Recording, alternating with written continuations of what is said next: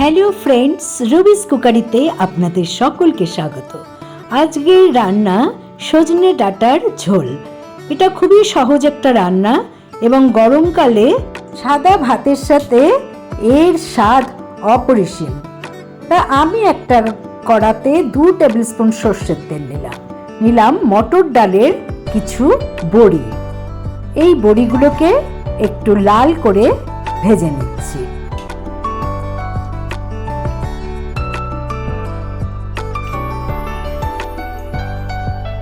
বড়ি ভাজা হয়ে গেছে, কড়ার তেলটাও অনেকটা কমে গেছে।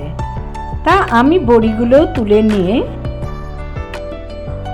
কড়াতে আরও 2 টেবিল স্পুন সর্ষের তেল অ্যাড করে দিলাম 2 কাঁচা লঙ্কা এবং হাফ টিস্পুন কালো জিরে। আমি প্রথমে কিছু সবজি কেটে নেব এবং রান্নাটা করতে করতেই কিন্তু আমি সবজিগুলো কেটে নিচ্ছি, কারণ এই রান্না কম আছে রান্না করতে হবে, তাই আমি একটা একটা করে তরকারি কেটে নিচ্ছি। প্রথমেই কেটে নিলাম আলু, লম্বা লম্বা করে কেটে নিয়েছি এবং ভালো করে ধুয়ে নিয়েছি। আলুটা কম আছে ভাজা হতে হতেই আমি কেটে নিলাম 150 গ্রাম মিষ্টি কুমড়ো।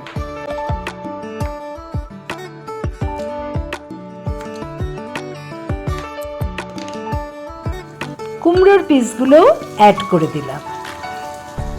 আমার কিন্তু লো আঁচেই রান্নাটা হচ্ছে। একটু নেড়ে দিলাম, সামান্য নেড়ে দিয়ে আমি পরের সবজি একটা মিডিয়াম সাইজ বেগুন কেটে নিচ্ছি।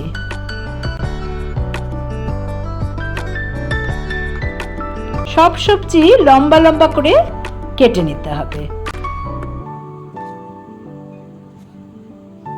বেগুন কাটা হয়ে গেছে, আমি ভালো করে ধুয়ে বেগুনটা অ্যাড করে দিলাম।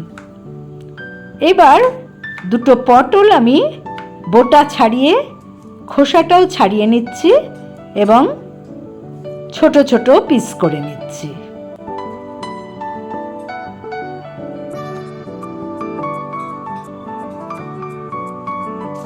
পটল অ্যাড করে দিলাম।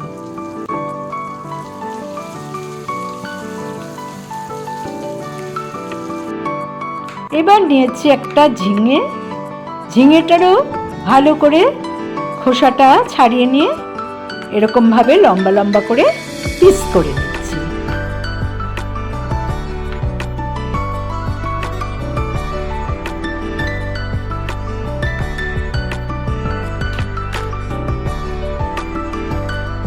দিয়ে দিলাম ঝিঙে। যেহেতু সবই জলীয় সবজি, তাই কম আঁচ করে এটা এভাবে রান্না করলে নিচে পুড়ে যাওয়ার খুব একটা সম্ভাবনা থাকে না। আমি এতে অ্যাড করে দেব স্বাদ মতো লবণ। এই লবণ অ্যাড করাতে আরও সবজির ভেতরে যে জলগুলো থাকে সেটা বেরিয়ে আসে। সুতরাং আমি এবার একটু ঢাকা দিয়ে রাখছি যাতে জলটা বেরিয়ে সবজিটা সেদ্ধ হয়। আমি 3 মিনিটের মতো ঢাকা দিয়ে রাখলাম। আমি কেটে নিচ্ছি একটা মিডিয়াম সাইজ টমেটো।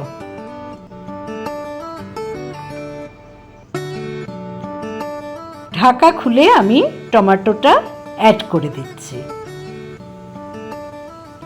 দেখুন নিচে অনেকটাই জল বেরিয়েছে। আমি জলটা শুকাতে শুকাতেই ডাঁটা কাটার কাজটা করে নিচ্ছি।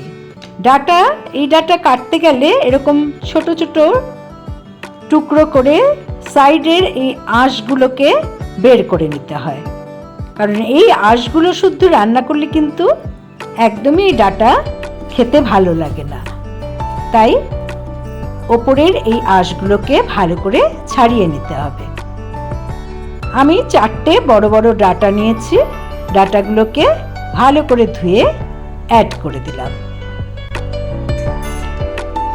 সবার শেষে ডাঁটাটা অ্যাড করলাম, কারণ ডাঁটা যদি গলে যায় তাহলে ভেতরের আঁশগুলো বেরিয়ে যায় এবং খেতে একদম ভালো লাগে না। আমি অ্যাড করে দিলাম সামান্য 1/4 টিস্পুন হলুদ গুঁড়ো। এবার আমি একটু শুকনো কড়াতে সামান্য হাফ টিস্পুন জিরে, গোটা জিরে ভালো করে রোস্ট করে নিলাম। যখন ব্রাউন হয়ে গেল এবং চটপট করে ফুটছে, সেই সময় এটাকে নামিয়ে নিতে হবে। এবার আমি এটাকে একটা পাউডার বানিয়ে নিচ্ছি। Powder ready. আমি এই তরকারিতে পাউডারটা অ্যাড করে দিলাম। এই জিরের পাউডার অ্যাড করে দিলে খুবই সুন্দর একটা টেস্ট আসে। আমি বেশিক্ষণ এটাকে আর ভাজলাম না, দিয়ে দিলাম পরিমাণ মতো জল। সমস্ত তরকারি ডুবে যায় এরকম জল অ্যাড করতে হবে। আবারও ঢাকা দিয়ে আমি 3 মিনিট হাই ফ্লেমে রেখে দিলাম। তরকারিগুলো দেখুন ফুটে উঠেছে। আমি এই অবস্থায় দিয়ে দিলাম 1 টেবিল স্পুন চিনি, 4টে চিড়ে নেওয়া কাঁচা লঙ্কা।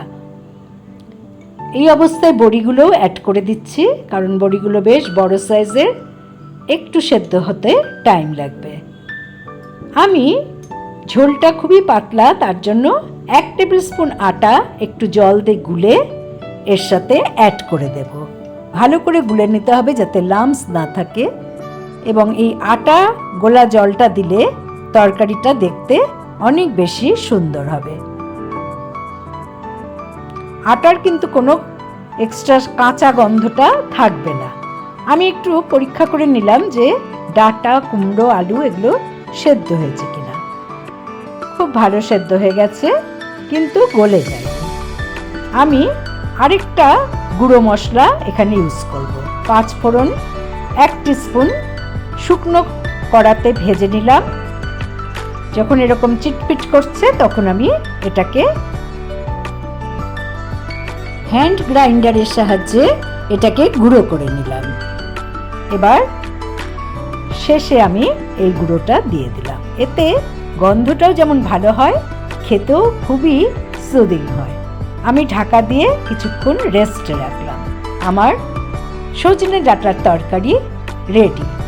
গরম ভাতের সাথে গরমকালে অবশ্যই এই তরকারি বানিয়ে নিন। এটা শরীরের পক্ষে উপকারী এবং খেতেও খুবই ভালো লাগে। তাহলে বন্ধুরা, যদি ভালো লেগে থাকে আমার চ্যানেলে অবশ্যই লাইক করুন, কমেন্ট করুন, শেয়ার করুন। নতুন বন্ধুদের সাবস্ক্রাইব করার অনুরোধ রইল।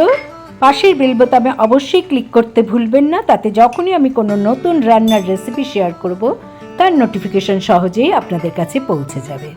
ভালো থাকুন, সুস্থ থাকুন। পরের এপিসোডে আবার নতুন রান্নার রেসিপি নিয়ে হাজির হচ্ছি আমি, রুবি। Thanks for watching.